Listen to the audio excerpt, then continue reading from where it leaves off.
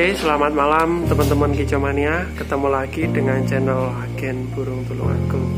Malam hari ini teman-teman seperti biasa ngupdate murai batu atau perawatan murai batu. Oke, dalam video kali ini teman-teman yang mau saya bahas yaitu siang tadi kita baru unboxing murai batu betina, ada 5 ekor kayak gitu. Jadi dalam video kali ini akan saya review burungnya sekaligus suka duka pedagang murai batu dan supaya aman bagaimana, supaya tidak ada ruginya walaupun ada yang cacat. Oke teman-teman, sebelum saya lanjut, yang baru gabung pengen ikut di grup Telegram, cek di deskripsi ada linknya. Dan untuk teman-teman yang pengen tahu update stok ya di channelnya Kang Bambang. Oke, langsung saja. Jadi siang tadi Kang Bambang unboxing 5 ekor murai batu, 1, 2, 3, 4, 5. Nah teman-teman, sudah lama sekali kita bertahan di musim rame atau sepi kayak gitu ya. Jadi kita bisa menjalani walaupun seringkali juga istilahnya kena tipu-tipu kayak gitu. Jadi pernah saya ceritakan ada orang kirim resi tapi ternyata resinya resi bodong atau struknya struk bodong kayak gitu. Setelah burung kita kirim ternyata ya itu orangnya abal-abal kayak gitu. Tapi alhamdulillah ada gantinya dan masih ada sisanya. Makanya kita hati-hati kayak gitu teman-teman. Jadi yang pertama untuk mengantisipasi kerugian yaitu kalau nggak langganan kita nggak, istilahnya kalau nggak langganan udah lihat barangnya atau kualitasnya, kita nggak sembrono kayak gitu. Karena apa? Orang baru biasanya ya itu tadi, kalau ada masalah dikomplain, nggak bisa, dia belagak kurang tahu kayak gitu juga ada, sering kita alami. Makanya dalam semua hal kita hati-hati kayak gitu. Mungkin teman-teman juga yang mau main di dunia burung atau jual beli, yaitu yang pertama hati-hati. Kalaupun ngambil di tempat orang yang istilahnya udah terkenal, udah belajaran, yang penting aman, walaupun untuk sedikit nggak apa-apa kayak gitu. Daripada orang yang nggak kenal. Kemarin juga ada yang curhat, Om Sis saya beli 3 juta di orang udah transfer, ternyata nggak dikirim kayak gitu. Saya suruh kirim lagi. Halo Dek, oi. Oke, langsung saja teman-teman. Intinya yang pertama itu hati-hati ya. Yang selanjutnya di sini ada beberapa murai batu yang kita dapat. Cuman yang satu itu agak minus atau cacat, teman-teman. Bentar. Jadi yang satu minus atau cacat, tapi karena kita udah kenal lama dan udah langganan, ya biasalah dikomplain, dari sana langsung dipotong, enaknya laku berapa kayak gitu. Seperti itu teman-teman. Oke, kita review. Yang pertama ini burung yang baru datang. Ini betina ya teman-teman ya, betina. Wih masteran. Ini betina, ini balak atau nias nuktah teman-teman. Ini malam-malam mungkin gak kelihatan. Yang pertama ya, ini saya review seperti biasa. EF-nya saya kasih ulet kandang. Di sini ada beberapa alasan kenapa betina sering sekali saya full EF. Jadi ketika di sini udah makan gizi, udah kita gizi, udah makannya yang bagus-bagus, intinya seperti itu. Ketika dibeli orang ya cepet birahi dan cepet kawin atau cepet produk kayak gitu. Tapi kalau misalkan minta disetting ya kita setting, cuman jarang sekali ya teman-teman untuk betina, karena di kandang itu dia tugasnya bertelur dan beranak, asalkan gemuk. Dan di kandang itu biasanya dia pemakan EF, ya asalkan gemuk cepet birahi ya udah nggak ada masalah, yang penting burungnya sehat itu. Jadi yang pertama kita kondisikan, ini baru siang tadi, alhamdulillah ini udah sehat ya. Yang pertama ini. Yang selanjutnya apa ini? Oh ini juga balak teman-teman. Kalau ini lepas trotol oke lah, oke ini. Kalau ini teman-teman kayaknya usianya setahun. Jadi kemarin ada juga teman-teman yang tanya, Om Sis lepas trotol itu umur berapa ya kayak gitu. Kalau saya mengartikan mungkin bervariasi teman-teman. Lepas trotol itu setelah trotol, dimana mabung sekali. Jadi trotol itu terhitung mabung sekali ya teman-teman ya. Mabung trotol kayak gitu. Itu lepas trotol atau setelah selesai trotol kayak gitu. Tapi kalau jangka waktu lama mungkin ini juga mabung 1 kali kayak gitu. Cuman kalau kakinya udah kayak gitu belum medang, tetapi bulunya udah agak kusam, saya rasa ini udah hampir 1 tahun ya teman-teman. Kayak gitu. Jadi yang kedua, ini dari sananya utuh, dari sini bulunya ruwih-ruwih kayak gitu. Tapi karena udah temen ya, ya udahlah dipotong hampir jalannya berapa seperti itu.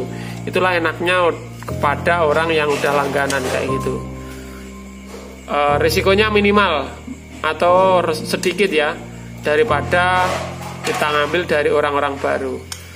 Ini yang kedua. Dan oke, kalau trotol nggak ada masalah ya, nggak ada masalah, yang penting sehat. Ini trotol balak, ada 2, bagus sekali. Cuman yang mau saya review ini, nah ini. Jadi begitu datang tadi saya nggak lihat Kang Bambang yang lihat ini teman-teman. Saya buka pelan-pelan. Nah seperti ini. Jadi sekilas dia mangkring normal, cuman kakinya atau jarinya teman-teman mengalami masalah, kayaknya masuk ke dalam ya. Ya masuk itu ke dalam ya teman-teman. Masuknya ini agak yaitu tadi seperti itu. Entah di teman-teman bahasanya seperti apa, yang intinya semuanya utuh, tetapi dia tidak press posisi ya, tidak seperti biasanya, seperti itu kakinya. Cuman kalau untuk di betina kayaknya sih nggak ada masalah ya, asalkan burung tersebut sehat dan dia masih bisa birahi, masih bisa ya ditangkarkan kayak gitu. Nah ini saya rasa untuk kakinya karena menjorok ke dalam ini minus sejak kecil kayak gitu. Tapi kembali lagi kalau udah langganan ya enak ya teman-teman ya. Tadi saya video ini loh kayak gini gitu, langsung oke lah direspon, enak sekali kayak gitu. Jadi itu untuk mengantisipasi kenapa kita masih bisa jalan ya enak. Jadi ada sih 1-2 yang sulit ya, seperti kemarin ada kasus ada teman kicomania dari Jakarta.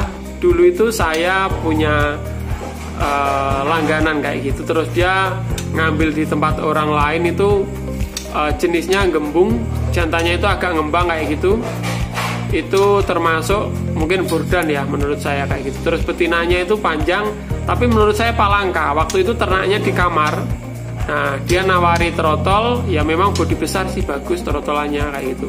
Setelah saya cek betinanya, loh ini burdan sama palangka. Tapi kalau misalkan teman-teman udah istilahnya burdan sama medan, biasanya udah nggak ngembung kayak gitu, palangka. Tapi orangnya jamin ya kayak gitu, karena kenal ya, sebatas kenal kayak gitu, jamin tidak gembung. Nah setelah itu burung itu laku ke Jakarta. Setelah 8 bulan digantangi, burungnya bagus, banyak isiannya, tetapi jadinya gembung teman-teman. Langsung WA saya, Om Sis, maaf burungnya nggak boleh dilombakan, kenapa gembung? Saya minta video, ternyata benar, dan saya telusuri ringnya itu ring kenalan saya tadi. Nah setelah itu saya komplain. Jadi dari sana itu yang ngerawat lama, ini mungkin sedikit cerita ya. Jadi saya tanya, gimana enaknya, apa tak beli terus ada gantinya upah pakan atau gimana Pak itu? Jangan masih ini kalau kesalahan ini nggak disengaja, digantikan gacoran aja kayak gitu. Ya terpaksa karena di sini banyak gacoran, saya tukar dengan gacoran ya. Saya kasihkan video gacorannya ini kayak gitu. Ternyata orangnya juga suka. Nah setelah burung dikirim ke sini dan saya kirim ke sana, burung yang di sini ngembung tadi saya komplainkan. Jadi saya komplainkan pada peternak tadi yang asal kenal tadi, ternyata nggak ada respon teman-teman kayak gitu, jengkel sekali. Sebetulnya walaupun ada respon sih masih bisa jual ya, karena di sana yang megang pemain dan banyak sekali yang cari burung yang agak ngembang kayak gitu. Cuman karena nggak ada respon, ya itu tadi teman-teman, itu termasuk salah satu pengalaman. Jadi daripada nggak kenal kita ngambil risiko, yang penting kenal gitu aja. Itulah yang kita lakukan selama ini. Dan ini burungnya tadi terlihat ya teman-teman, kemarin Om Sis diluruskan informasinya kayak gitu. Murai batu nyepah itu nggak apa-apa kayak gitu teman-teman. Nah, dalam konten saya sebelumnya itu harus hati-hati. Karena apa? Jadi nyepah itu masing-masing burung pemakan serangga itu normal. Tetapi kalau nyepahnya berlebihan, jadi berlebihan ditandai dengan sepahnya itu tetap utuh teman-teman, itu bahaya. Jadi utuh itu dalam arti misalkan makan ulet kandang, sepahnya itu utuh ulet kandang yang menggumpal kayak itu bahaya. Tapi kalau sepahnya udah tinggal selongsongan dan sehari nyepah 1 kali, 2 kali itu normal. Tapi kalau sehari nyepah lebih dari 5 kali dan sepahnya itu masih wujud ulet kandang atau jangkrik kayak gitu, itu bahaya. Karena burungnya bisa kurus tiba-tiba kayak gitu. Jadi bukannya nyepah itu bahaya, ya disebut bahaya, bahaya tersebut tidak, ya tidak, tergantung nyepahnya tadi teman-teman kayak gitu.